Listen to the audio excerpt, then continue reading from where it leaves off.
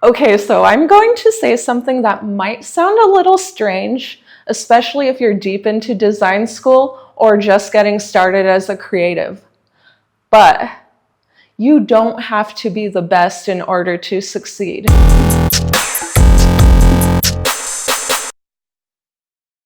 You don't have to be the most artistic, have a giant list of clients, or tons of awards. And no, you absolutely don't have to have the most perfect aesthetic on Instagram. What you do need is way simpler and often overlooked. So in today's video, I am going to unpack what actually gets you hired, noticed, and above all, creatively fulfilled in the long run, without the burnout and without feeling like a fraud. We all know the feeling. You're scrolling Instagram or Behance and you see the most absolutely flawless branding project. You kind of zoom into it and absolutely every texture seems perfect. The color palette, absolutely dreamy. And typography that feels like it is handcrafted by the gods. And you're just sitting there on your phone thinking, why do I even try?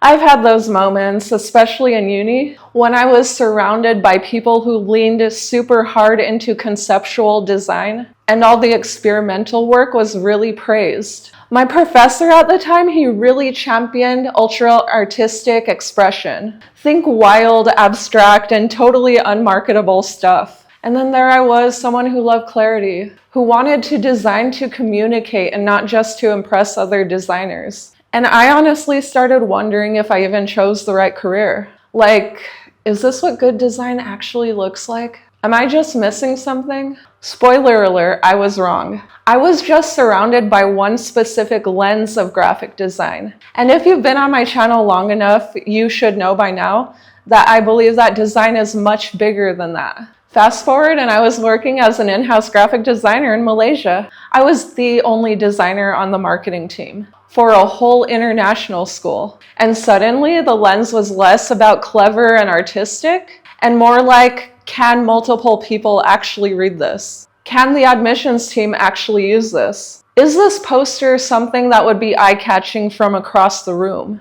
And let me tell you, nobody cared about how clever or edgy it looked. What mattered is things like clarity, speed, flexibility, and the ability to communicate. That is then when I realized what design is in the real world. It's not a race about being the most brilliant. It is about being the most useful and consistent. You don't need to be the best. You just need to show up and solve the problem. Let's break down what really moves your career forward, especially if you're just starting out. These are the things that I've seen that work for me and also other creatives that I really respect. Number one, being consistent. Show up, keep a sketchbook, show off your work, even if it's messy. You get better not by being perfect, but making a lot of imperfect things. Most of my favorite projects started from something that was really rough sketched. And some of the stuff that I post now started as really ugly layouts. But I just stuck with it and worked with it. Number two, be teachable. You're not going to get everything right the first time.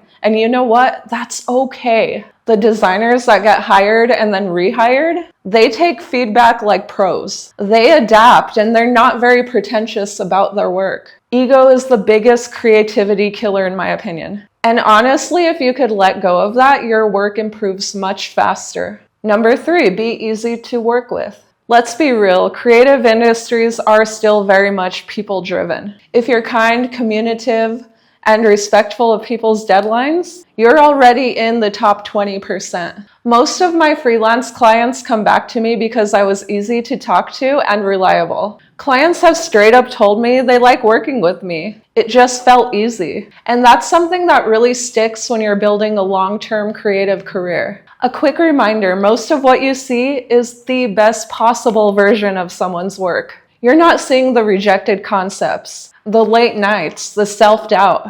I've had work that was scrapped after hours of effort. I've had ideas that I've loved that get zero traction. It's normal. It doesn't mean that you're not cut out for this. Honestly, if you feel overwhelmed or like you're not good enough, you are most likely comparing someone's chapter 20 to your chapter 2. This might be controversial, but I personally feel like confidence matters more than raw talent. Not arrogance, but a steady trust that your voice matters. Confidence is the thing that lets you hit publish.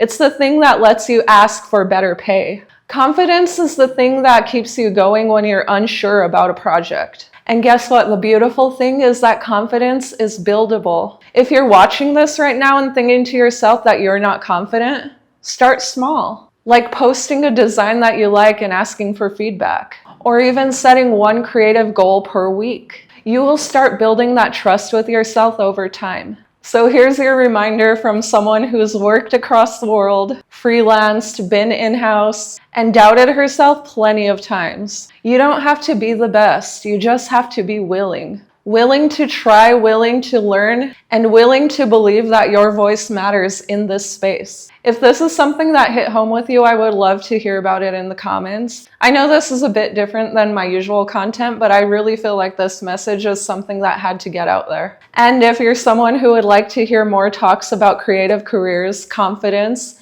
and design, please subscribe.